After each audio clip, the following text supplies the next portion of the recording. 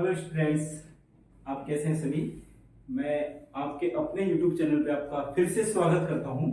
देखिए फ्रेंड्स, हम इससे पहले वाली जो क्लास थी उसमें हमने राष्ट्रीय आय की जो बेसिक नॉलेज था, हम ये कहें कि जो राष्ट्रीय आय का इंट्रोडक्शन था वो हमने देख लिया था। उस इंट्रोडक्शन में हमने क्या देखा, हमने देखा कि उस इंट्रोडक्शन में जो उसका अर्थ था उसकी हमने जानकारी ली थी। और मैंने आपको ये बताया था कि जो राष्ट्रीय आय होती है इकोनॉमिक्स में, जहां भी आपको ऐसी प्रतियोगिता परीक्षा देखने को मिले जिसमें इकोनॉमिक्स का सिलेबस होगा, वहां राष्ट्रीय आय वाला टॉपिक या जो बिंदु है आपको 100% देखने को मिलेगा। और आपको यहाँ से आपके जो पेपर है, क्वेश्चन पेपर है, वहां उसमें प्रश्न आते ही आते हैं। तो हमने ये देखा था कि राष्ट्रीय आय होती क्या है। आज हम चर्चा करेंगे, जैसे कि हमें करनी भी चाहिए ऐसी चर्चा, कि राष्ट्रीय आय के जो बेसिक कॉन्सेप्ट होते हैं वो कौन कौन से हैं। हम आज देखने वाले हैं, जैसे कि आपको बोर्ड पे दिख रहा है, राष्ट्रीय आय के बेसिक कॉन्सेप्ट क्या है, राष्ट्रीय आय के कॉन्सेप्ट क्या है, concept of national income board पे देखिएगा, राष्ट्रीय आय की अवधारणाएं, ठीक है। इन्हें हम इंग्लिश में कह सकते हैं कॉन्सेप्ट ऑफ नेशनल इनकम, ठीक है। ओके, चलते हैं आगे। देखिएगा, राष्ट्रीय आय जो होती है उसकी बेसिक रूप से टू ही कॉन्सेप्ट होते हैं, यानी राष्ट्रीय आय के दो ही मुख्य कॉन्सेप्ट होते हैं।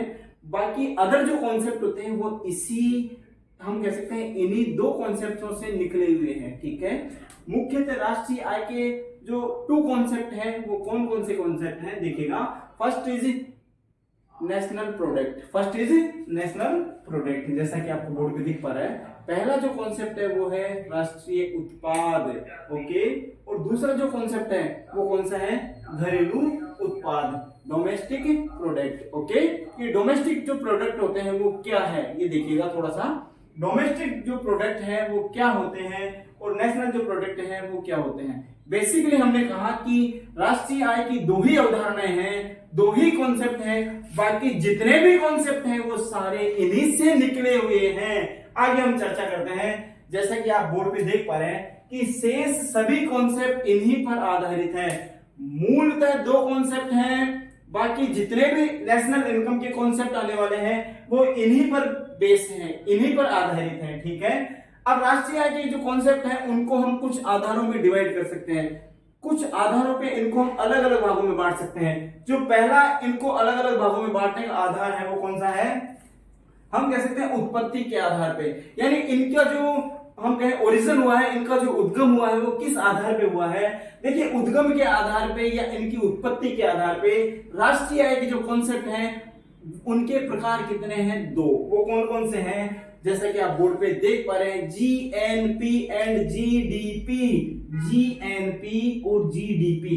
इनकी फुल फॉर्म की तरफ हम बाद में जाएंगे, यहाँ आपको मैं फुल फॉर्म समझाऊंगा, बहुत बढ़िया तरीके से हम जीडीपी समझेंगे, जीएनपी समझने वाले हैं, ठीक है।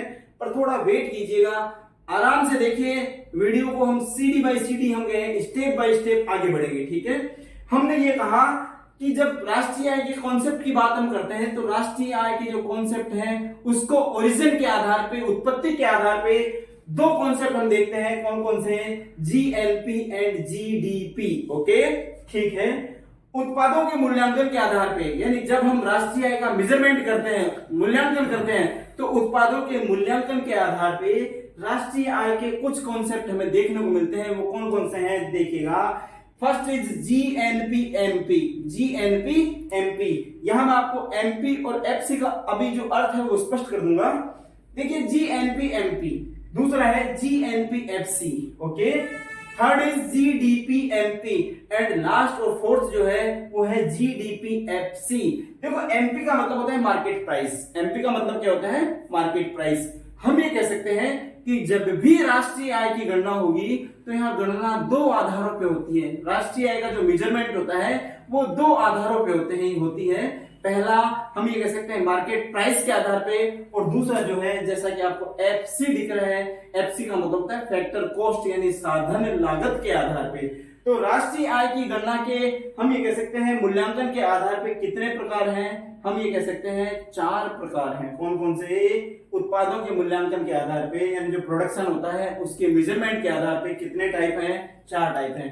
First is GNP MP, second GNP FC, और उसी तरीके से जीडीपी एमपी और जीडीपी एफसी। एमपी का आप अर्थ समझ गए होंगे। एमपी का मतलब होता है मार्केट प्राइस। एमपी बराबर, वो मध्य प्रदेश वाला नहीं है, ये मार्केट प्राइस है, MARKET, मार्केट प्राइस।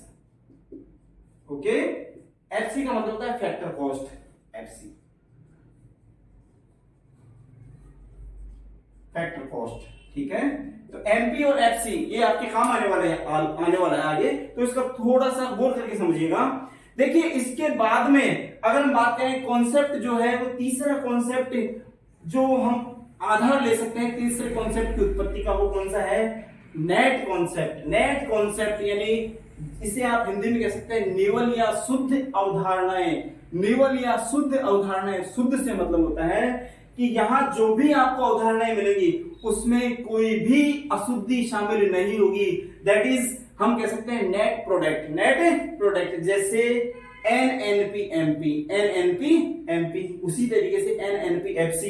एमपी और एफसी का अर्थ आपको समझा चुका हूं मैं। एमपी का मतलब होता है मार्केट प्राइस, एफसी का मतलब होता है फैक्टर कॉस्ट, हम कह सकते हैं साधन लागत। ओके, आगे चलते हैं। एनडीपीएमपी नेशनल डोमेस्टिक प्रोडक्ट जो है मार्केट प्राइस पर, उसी तरीके से एनडीपीएफसी फैक्टर कॉस्ट पर, साधन लागत पर। ये तो थी, हमने कहा कॉन्सेप्ट राष्ट्रीय इनकम के, नेशनल इनकम के जो कॉन्सेप्ट हैं उनकी हमने चर्चा कर ली है। हमने कहा बेसिक रूप से 2 ही कॉन्सेप्ट होते हैं। फर्स्ट इज राष्ट्रीय उत्पाद, जिसे आप कह सकते हैं नेशनल प्रोडक्ट। दूसरा कौन सा देखा? घरेलू उत्पाद, डोमेस्टिक प्रोडक्ट। बाकी जितनी भी अवधारणाएं आएंगी, जितने भी कॉन्सेप्ट होते हैं, वो इन्हीं दोनों पर आधारित होते हैं। उनकी उत्पत्ति इन्हीं 2 के आधार पे होती है। अब हम समझते हैं, जैसे कि आप वेट कर रहे थे काफी टाइम से, आपके मन में ये चल रहा था कि सर ये फालतू की चीजें क्यों पढ़ा रहे हैं। अरे ये फालतू नहीं है। कॉन्सेप्ट जब तक आपके दिमाग में क्लियर नहीं होगा, आप जीडीपी को बार बार पढ़ लीजिए, नहीं समझ पाएंगे। जीएनपी को समझ लीजिए, नहीं समझ पाएंगे। तो हम अब जब इतना कुछ हमने देखा तो हम इस लायक हो जाते हैं कि हम जीडीपी और जीएनपी का अर्थ समझ सके।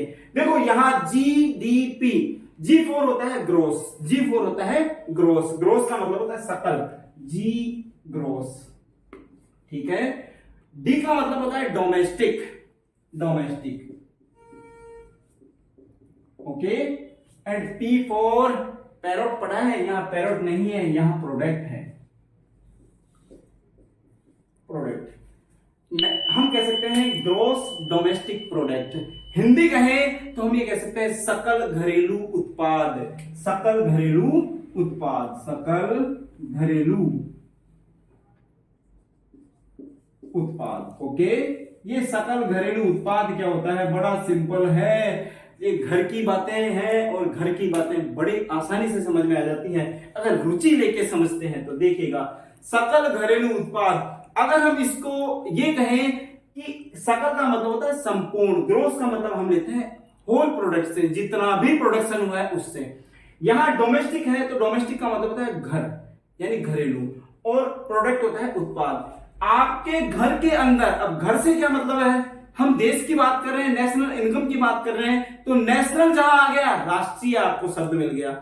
हम एक देश की बात कर रहे हैं तो हम ये कह सकते हैं कि जीडीपी क्या है? एक देश की घरेलू सीमाओं के अंदर अंदर एक वर्ष में जितना भी उत्पादन हुआ है, एक वर्ष में जितना भी उत्पादन हुआ है एक देश की घरेलू सीमाओं में, एक वर्ष में जितना भी उत्पादन हुआ है, उस उत्पादन का अंतिम मूल्य का जो योग होगा दैट इज जीडीपी होगा। ठीक है। एक देश में एक वर्ष की अवधि में जितना भी उत्पादन होता है, देखिए ये मैं बार बार आपको कह रहा हूं कि उत्पादन 2 ही चीजों का होता है, first is goods and second is service. Okay, इन दोनों का उत्पादन एक देश की जो घरेलू सीमा है, जैसे भारत के हम जीडीपी की बात करें तो हम ये कह सकते हैं कि भारत की जो घरेलू सीमा है, भारत की सीमाओं के अंदर अंदर एक देश में जितनी गुड्स का उत्पादन हुआ है, जितनी सर्विस का उत्पादन हुआ है, इन दोनों के अंतिम मूल्य को जोड़ देंगे। अंतिम मूल्य यानी जो लास्ट प्राइस होती है जिस पर वस्तु कंज्यूमर को प्राप्त होती है, उस प्राइस को हम लास्ट प्राइस कहते हैं और उसी प्राइस को हमें जोड़ना है।